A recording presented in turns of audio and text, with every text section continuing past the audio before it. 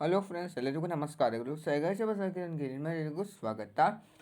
Friends, ನನಗೆ ಒಂದು ಈ ವಿಡಿಯೋದಲ್ಲಿ ಮಾಘ ಮಾಸದಲ್ಲಿ ಬರುವಂಥ ವಿಶೇಷವಾದ ದ್ವಿಜಪ್ರಿಯ ಸಂಕಷ್ಟದ ಚತುರ್ಥಿ ಯಾವಾಗ ಅಂತ ತಿಳಿಸ್ಕೊಡ್ತಾ ಇದ್ದೇನೆ. ಈ ಸಲ ನಮಗೆ ಒಂದು ವಿಶೇಷವಾದ ಒಂದು ಯೋಗಗಳ ಜೊತೆಗೇ ಅದು ನಮಗೆ ಮೂಡಿ ಬಂತದೆ. ಆದ್ದರಿಂದ ತುಂಬಾ ನಾವು ವಿಶೇಷವಾಗಿ ಆಚರಣೆ ಮಾಡಬೇಕಾಗಿರುತ್ತದೆ. ಸೊ ಅದು ಯಾವಾಗ, ಚಂದ್ರೋದಯ ಸಮಯ ಯಾವಾಗ, ಹಾಗೆ ಸಂಪೂರ್ಣವಾದ ಪೂಜಾ ವಿಧಾನ ಎಲ್ಲನೂ ಸಹ ಒಂದೇ ಸಲ ತಿಳಿಸ್ಕೊಡ್ತಾ ಇದ್ದೇನೆ. ಬನ್ನಿ ನೋಡಂತೆ. ಈ ಮಾಘ ಮಾಸದಲ್ಲಿ ಬರುವಂಥ ಸಂಕಷ್ಟ ಚತುರ್ಥಿ ತುಂಬಾ ಪವಿತ್ರವಾಗಿರುವಂಥದ್ದು. ಯಾಕಂದರೆ ನಾವು ಅದಕ್ಕೆ ದ್ವಿಜಪ್ರಿಯ ಸಂಕಷ್ಟದ ಚತುರ್ಥಿ ಅಂತ ಕರೆಯುತ್ತೇವೆ. ಈ ಮಾಘ ಮಾಸದ ಕೃಷ್ಣ ಪಕ್ಷದ ಚತುರ್ಥಿ ತಿಥಿ ಪ್ರಾರಂಭವಾಗುವಂಥದ್ದು 15ನೇ ತಾರೀಕು ಶನಿವಾರ ರಾತ್ರಿ 11:53 ಪ್ರಾರಂಭವಾದರೆ, 16ನೇ ತಾರೀಕು ರವಿವಾರ ಬೆಳಗಿನ ಜಾವ ಅಂದರೆ ಮಧ್ಯರಾತ್ರಿ 2:16 ಮುಕ್ತಾಯಗೊಳ್ಳುತ್ತದೆ. ಸೊ ನಾವು ಚಂದ್ರೋದಯದ ತಿಥಿ ಗಣನೆ ತೆಗೆದುಕೊಂಡು 16ನೇ ತಾರೀಕು ರವಿವಾರ ಆಚರಣೆ ಮಾಡಬೇಕಾಗಿರುತ್ತದೆ.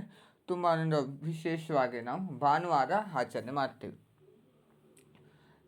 ನಮಗೆ ಸೂರ್ಯೋದಯದ ತಿಥಿ ನಾವು ಗಣನೆ ಮಾಡಿಕೊಂಡು ಭಾನುವಾರ ಆಚರಣೆ ಮಾಡಬೇಕಾಗಿರುತ್ತದೆ. ಅದರಲ್ಲಿ ನಾವು ಸಂಕಷ್ಟ ಚತುರ್ಥಿಗೆ ನಾವು ಚಂದ್ರೋದಯಕ್ಕೆ ತುಂಬಾ ಪ್ರಮುಖವಾಗಿ ನಾವು ಚಂದ್ರೋದಯವನ್ನೇ ನಾವು ಆಚರಣೆ ಮಾಡ್ತೀವಿ. ಸೊ ಆದ್ದರಿಂದ ನಮಗೆ ಚಂದ್ರೋದಯದ ಸಮಯವಿರುವಂಥದ್ದು ರವಿವಾರ ರಾತ್ರಿ 9:26 ಇರ್ತದೆ. ಸೊ ನೀವು ಚಂದ್ರೋದಯದ ಸಮಯ ಮಾಡಿಕೊಂಡು ನೀವು ಪೂಜೆನ ಮಾಡ್ಕೋಬಹುದು. ಈ ಸಲ ನಮಗೆ ಸರ್ವಾರ್ಥ ಸಿದ್ಧಿಯೋಗ ಮತ್ತು ಅಮೃತ ಸಿದ್ಧಿಯೋಗ ಸಹ ರೂಪುಗೊಳ್ತಾ ಇದೆ. ಸೊ ಎಲ್ಲರೂ ಸಹ ಆಚರಣೆ ಮಾಡಿ ಹಾಗೆ ವಿಶೇಷ ಫಲಗಳನ್ನು ಸಹ ಪ್ರಾಪ್ತಿ ಮಾಡಿಕೊಳ್ಳಿ.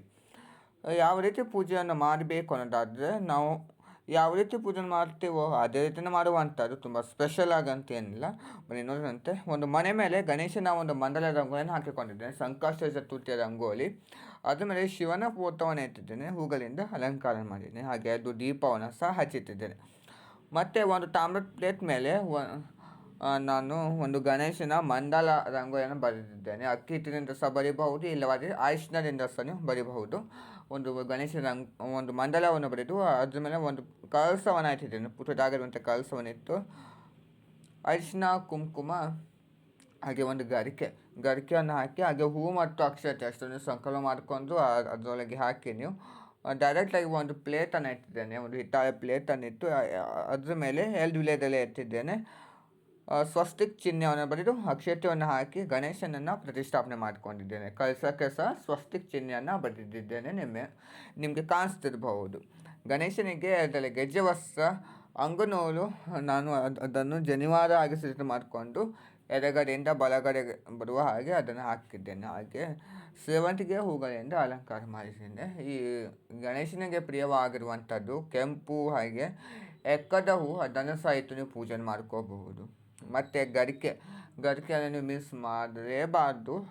ನೀವು ಸ್ವಲ್ಪ ಮಟ್ಟಿಗೆನಾದರೂ ನೀವು ಇಟ್ಟು ಪೂಜೆ ಮಾಡಬೇಕು. ಹಾಗೆ ಗಣೇಶನ ಮುಂದೆ ಒಂದು ಪುಟ್ಟದಾಗಿರುವಂಥ ಪ್ಲೇಟನ್ನು ಇಟ್ಟಿದ್ದೇನೆ. ಯಾಕಪ್ಪ ಅನ್ನೋದಾದರೆ, ಅರ್ಚನೆ ಮಾಡಲಿಕ್ಕಂತ. ಈ ಸಲ ನಾನು ನಮಗೆ ವಿಶೇಷವಾದ ಅರ್ಚನೆಗಳನ್ನು ತಿಳಿಸ್ಕೊಡ್ತಾ ಇಲ್ಲ, ಕಾಯಿ ಕುಂಕುಮಾರ್ಚನೆ ತಿಳಿಸ್ಕೊಡ್ತಾ ಇದ್ದೇನೆ. ಆದ್ದರಿಂದ ಮತ್ತು ನಾನು ದೀಪಾರಾಧನೆ ಅಂತ ಒಂದು ವಿಷಯಕ್ಕೆ ಬಂದರೆ, ಪಂಚಮುಖಿ ದೀಪಾರಾಧನೆ ಪ್ರತಿ ಸಲನೇ ತಿಳಿಸ್ಕೊಡ್ತಾ ಇದ್ದೇನೆ. ಸೊ ಈ ಸಲ ಸಹ ಅದೇ ರೀತಿಯೇ ಮಾಡಿರುವಂಥದ್ದು.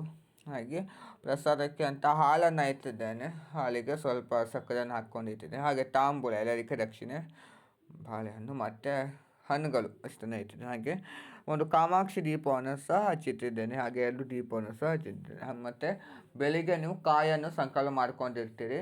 ಒಂದು ವೇಳೆ ಮಾಡಲು ಆಗಿಲ್ಲ ಅನ್ನೋದಾದರೆ ನೀವು ಸಂಜೆ ಸಮಯದಲ್ಲಿ ಸಹ ಮಾಡ್ಕೋಬಹುದು.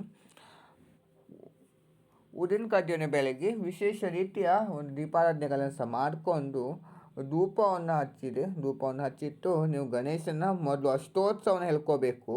ಅಷ್ಟೋತ್ಸವನ ನೀವು ಕುಂಕುಮಾರ್ಚನೆಗಿಂತ ನೀವು ಮಾಡಬಹುದು. ಅಷ್ಟೋತ್ಸವ ಹೇಳ್ಕೊಂಡು ಸಂಪೂರ್ಣವಾಗಿ ನೀವು ಕಥೆಯನ್ನು ಓದ್ಕೊಂಡು ಸಂಕಷ್ಟ ನಾಶನ ನಾಮ ಶ್ರೀ ಗಣಪತಿ ಸ್ತೋತ್ರವನ್ನು ಓದ್ಕೊಂಡಿದ್ದ ನಂತರ ಕಾಯನ್ನು ಹೊಡೆದು ಮಂಗಳಾರತಿಯನ್ನು ಮಾಡಬೇಕು. ಧೂಪಾರತಿಯನ್ನು ಮಾಡಿ ತುಂಬಾ ಶ್ರೇಷ್ಠವಾಗಿರುವಂಥದ್ದು.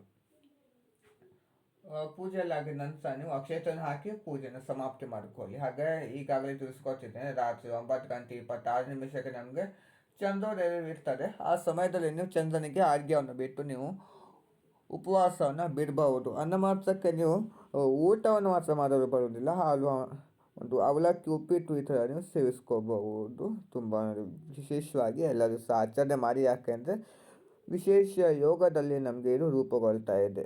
ಹಾಗೆ ಗಣೇಶನಿಗೆ ಪಂಚಾಮೃತ ಒಂದು ಅಭಿಷೇಕವನ್ನು ಸಹ ನೀವು ಮಾಡಬಹುದು. ಬೆಳಿಗ್ಗೆ ಸಂಜೆ 2 ಸಮಯದಲ್ಲಿ ಸಹ ನೀವು ಮಾಡ್ಕೋಬಹುದು. ನೋಡೋದು ಫ್ರೆಂಡ್ಸ್, ಇವತ್ತಿನ ಈ ಒಂದು ವಿಡಿಯೋದಲ್ಲಿ ವಿಜಯಪ್ರಿಯ ಸಂಕಷ್ಟ ಚತುರ್ಥಿ ಬಗ್ಗೆ ಸಂಪೂರ್ಣವಾದ ಒಂದು ಮಾಹಿತಿಯನ್ನು ಕೊಟ್ಟಿದ್ದೇನೆ. ನಿಮಗೆ ಇಷ್ಟವಾದಲ್ಲಿ ಲೈಕ್ ಮಾಡಿ, ಶೇರ್ ಮಾಡಿ, ಕಮೆಂಟ್ ಮಾಡಿ. ಮತ್ತು ಯಾವುದೇ ಕಾರಣಕ್ಕೂ ಪ್ಲೀಸ್ ಫ್ರೆಂಡ್ಸ್ ನನಗೊಂದು ಸಬ್ಸ್ಕ್ರೈಬ್ ಮಾಡೋದನ್ನು ಮರಿಬೇಡಿ. Thank you.